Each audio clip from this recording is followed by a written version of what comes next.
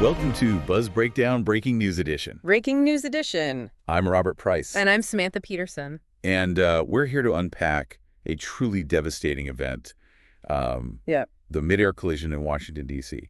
that claimed the lives of 67 people. It's hard to even process, Yeah. honestly. An American Airlines plane and an Army Black Hawk helicopter colliding near Reagan National Airport. Yeah. It's just a stark reminder of how fragile life is. Absolutely. And we're going to be using some really impactful sources to try and piece together what happened. We've got articles from CBS News and NDTV giving us a broad overview, but also deeply personal accounts like the story from WXIX about Fatalities Patel, Right.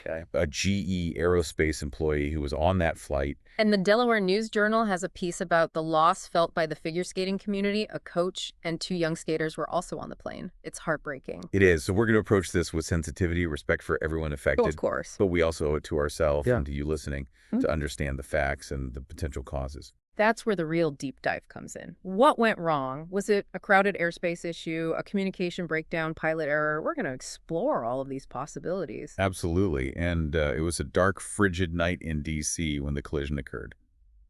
Imagine the scene for a moment. An American Airlines plane flight 5342 headed to runway 33 and this Army Black Hawk helicopter both crashing into the Potomac River. The conditions were terrible for first responders, freezing temperatures, wind, and darkness. The recovery efforts must have been incredibly challenging. Yeah. And from the very beginning, it was confirmed that there were no survivors. Yeah, let's talk about the plane itself. It was an American Airlines flight, but actually operated by PSA Airlines using a Bombardier CRJ-700. It had departed from Wichita, Kansas, with 60 passengers and 4 crew members. And among those passengers, as we mentioned, were some top figure skaters, along with Fatalities Patel from GE Aerospace. These personal stories really bring home the human toll of this tragedy. Absolutely. Now, the helicopter involved was a Sikorsky H-60 Black Hawk, based out of Fort Belvoir, Virginia. It was on a routine training flight with a crew of 3 soldiers. And one of the things that immediately caught investigators' attention was that the helicopter seems to have been flying higher than it was permitted to. That information comes from publicly available flight data, but it definitely raises some questions. Yeah, the National Transportation Safety Board, the NTSB, is leading the investigation. Yeah. And they've got a lot of agencies supporting them. The FAA, the DOT, the Department of Defense. They've already retrieved the black boxes, which are these incredibly durable recorders that capture everything that's happening on the flight, conversations in the cockpit, instrument readings, all of it. Those black boxes are going to be crucial in helping investigators understand the moments leading up to the collision. It's like putting together a puzzle piece by piece to see what went wrong. And it's early, but some potential contributing factors are already emerging. For one, the airspace around Reagan National is incredibly crowded, one of the busiest in the country. Managing all that traffic, especially at night, is a huge task. And there's another layer to this. CBS News reported that on the night of the collision, there was only 1 air traffic controller managing both helicopters and planes. Normally, there would be 2. So the NTSB is going to want to know if that played any role in what happened. You've also got the possibility of pilot error. Now, we want to be careful here. No blame has been assigned yet. But pilot error doesn't always mean recklessness. It could be a misjudgment, a delayed reaction, any number of things. Exactly. The NTSB is going to look at the training and experience of both the plane and helicopter crews. Were there any communication issues? Was there something they missed? These are all part of the puzzle. CBS News also had a transportation safety expert on, Robert Sumwalt, and he suggested that the plane's pilots might not have even seen the helicopter. They would have been so focused on the runway during their approach. That's a chilling thought. It shows how much is going on during those final moments of a flight. And it also highlights the limitations of human perception, even with all the technology we have in aviation today. This tragedy has impacted so many people, the families and friends of those lost the first responders who worked tirelessly in those awful conditions. It's a stark reminder of the human cost behind every aviation accident. We can't forget that. And there's also the wider impact on air travel. Reagan National was shut down immediately after the collision, which caused delays and cancellations across the country. And this event has raised concerns about aviation safety in general. This is just the beginning of our deep dive. We've laid out the basics, but there's so much more to uncover. In the next part, we're going to dig deeper into the NTSB's findings, the expert opinions, and the potential long-term impacts on aviation safety. And we want to hear from you. What are your initial reactions? What questions are on your mind? Share your thoughts in the comments. And don't forget to like and subscribe to our channel to stay updated as this story continues to unfold. We're back with part two of our Buzz Breakdown deep dive into the Washington, D.C. mid-air collision. We've covered the basics, but now let's really get into the investigative process and see what we can learn. It's fascinating how methodical these investigations are. Right. The NTSB doesn't just jump to conclusions, they're examining every angle, starting with those black boxes we talked about. Right, those boxes are like a window into the final moments of the flight. They record so much data, altitude, speed heading, and even the conversations in the cockpit. And this is where it gets really technical, but also really crucial to understanding what happened. These recordings allow investigators to recreate the entire flight path, see what the instruments were telling the pilots, and analyze their decisions. We know Reagan National is a tough airport to fly in and out of. It's smack dab in the middle of a densely populated area surrounded by government buildings and monuments, so there's restricted airspace everywhere. It's like trying to thread a needle while flying a plane. Pilots have to navigate tight turns, steep descents, and constant traffic, all while being hyper-aware of those restricted zones. CBS News pointed out that Reagan National is actually one of only 3 airports in the U.S. considered capacity constrained by the FAA. What does that even mean? It basically means they're operating at or near their maximum capacity for flights.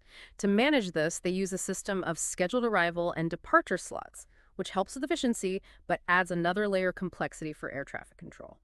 So you got this super busy airport complex flight paths, and then you add in the fact that there are designated low-level helicopter routes along the Potomac River, which puts them in close proximity to planes taking off and landing. It's a recipe for potential disaster if there's even the slightest miscommunication or lapse in judgment. And that's what the NTSB is trying to figure out. Was there a break in the chain somewhere? And we know that on this particular night, there was only one air traffic controller handling both planes and helicopters instead of the usual 2. That's got to be a factor, right? It's definitely something the NTSB is looking at closely. CBS News reported that this reduced staffing was a decision made by a supervisor before the normal shift change. The question is whether that decision overwhelmed the controller and contributed to the collision. Then there's the issue of pilot error, which always comes up in these investigations. And I know we've said this before, but it's important to remember that pilot error doesn't necessarily mean recklessness. Right. Pilots are human and humans make mistakes. It could be anything misjudging a distance, reacting poorly to an unexpected situation, even a momentary lapse in concentration. Those things happen. The NTSB is going to be poring over those pilot training records, flight logs, anything that can shed light on their actions that night. They'll also be looking at the specific capabilities of the Black Hawk helicopter. We know it's a very maneuverable aircraft, capable of quick turns and altitude changes. CBS News spoke to a former Black Hawk pilot, Bradley Bowman, who brought up an interesting point. He wondered why, if the helicopter crew saw the approaching plane, they didn't take evasive action. That's a key question for investigators. Did they have enough time to react? Were they aware of the plane's position? The answers to those questions lie in the radar data, the communication logs, and whatever eyewitness accounts they can gather. This tragedy has really sparked a broader conversation about aviation safety. Some experts are saying we need to reassess air traffic control procedures, especially in areas with a lot of helicopter activity. There are some pretty drastic proposals out there, things like stricter altitude separation rules between planes and helicopters, or even implementing new technologies to help prevent collisions. It's a complex problem, and there's no easy fix. This accident has also put a spotlight on the importance of pilot training, not just the technical skills, but also decision-making and situational awareness. You're right. It's one thing to be able to fly a plane or helicopter. It's another thing entirely to be able to anticipate potential hazards, assess risks accurately, and make split-second decisions under pressure. That's what separates good pilots from great pilots. So we've got this ongoing investigation, a lot of tough questions, and a whole industry trying to figure out how to prevent something like this from ever happening again.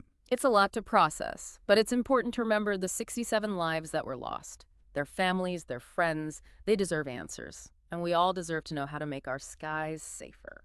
Welcome back to Buzz Breakdown, Breaking News Edition, for the final part of our deep dive.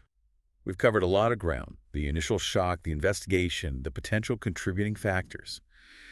But we can't forget the human side of this tragedy. That's what stays with you, isn't it? The individual stories of the 67 people who lost their lives. We mentioned the figure skating community, and the Delaware News Journal really captured their grief. Alexander Sasha Kirsanov, a coach, was on that plane with 2 of his students.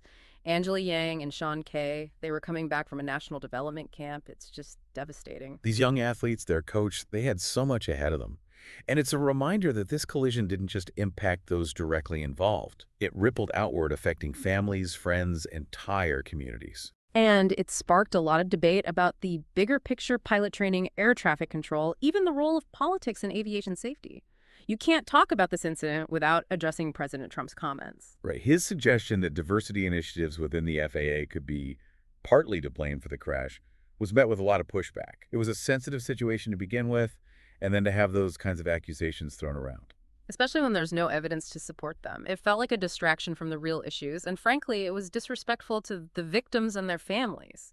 Senator Tammy Duckworth, who knows a thing or two about aviation, as a former Black Hawk pilot herself, called it an attack on the pilots. She emphasized how rigorous their training is, how much experience they need to fly in such a complex airspace. Hmm. This incident also raises some specific concerns about Reagan National Airport itself. Its location is unique, with all those government buildings and monuments creating restricted airspace, and is known for being a tough airport to fly in and out of. CBS News reported that there have been at least 9 near-midair collisions at Reagan National over the past 20 years. That's not a huge number, considering the volume of traffic they handle, but it does make you wonder if enough is being done to mitigate those risks. Some experts are saying we need a complete overhaul of how airspace is managed around Reagan National. Maybe restrict helicopter traffic, implement stricter altitude separation rules, invest in better collision avoidance technology. And of course, there's the pilot training aspect. We can't just focus on technical skills. We need to make sure pilots are prepared to make quick decisions under pressure, to be hyper aware of their surroundings, to communicate effectively with air traffic control. This is where it comes back to the NTSB investigation. They're going to provide some answers eventually, but in the meantime, we have to have these tough conversations. We have to learn from this tragedy, and we can't be afraid to make changes, even if they're difficult or unpopular. The 67 people who died deserve that much. Their families deserve answers, and they deserve to know that everything possible is being done to prevent another tragedy like this. This deep dive has been emotionally heavy, there's no doubt about that. Yeah. But it's been important.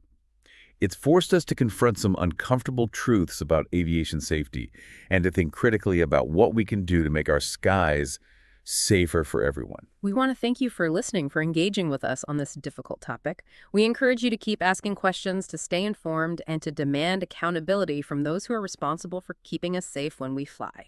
This is Robert Price, signing off for Buzz Breakdown Breaking News Edition. Until next time, stay safe and stay curious.